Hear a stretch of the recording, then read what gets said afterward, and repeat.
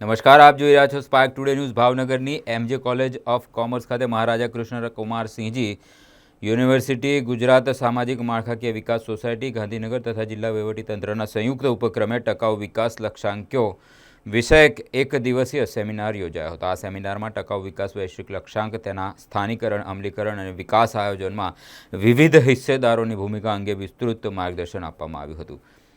આ પ્રસંગે GSIDSના નાયબ નિયામક આરજે ગુપ્તાએ જણાવ્યું હતું કે સંયુક્ત રાષ્ટ્ર સંઘે વર્ષ 2015માં નિર્ધારિત કરેલા 17% વિકાસના લક્ષ્યાંકોનો મુખ્ય હેતુ 2030 સુધી ગરીબી અને ભૂખમરીના અંત લાવવો, ગુણવત્તાયુક્ત શિક્ષણ, લિંગ સમાનતા, સ્વચ્છ પાણી, સ્વચ્છતા, પર્યાવરણનું સંરક્ષણ તેમજ સમાન અને ન્યાયી સમાજનું નિર્માણ કરવાનું હતું.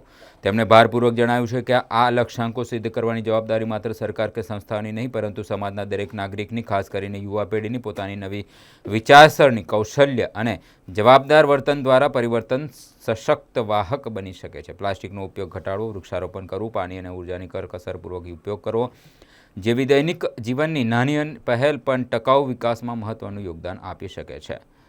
આ પ્રસંગે જિલ્લા આંકડા અધિકારી SS ખેમકાએ નીતિ આયોગ દ્વારા 2026માં પ્રસિદ્ધ થયેલા SDGs રિપોર્ટની મુખ્ય બાબત રજૂ કરી હતી. જિલ્લા આરોગ્ય શાખાના ડૉક્ટર કણઝરિયાએ આરોગ્ય અને ટકાઉ વિકાસ વચ્ચેના સંબંધ અંગે માહિતી આપી હતી, જ્યારે GSIDS ગાંધીનગરના કન્સલ્ટન્ટ શંકર ચૌહાણે SDGsના અમલીકરણ, રિપોર્ટિંગ અને વિકાસ આયોજન અંગે માર્ગદર્શન આપ્યું હતું. આ પ્રસંગે મહાનુભાવોના હસ્તે SDGs રિપોર્ટ 5.0 બુકનું વિમોચન કરવામાં આવ્યું.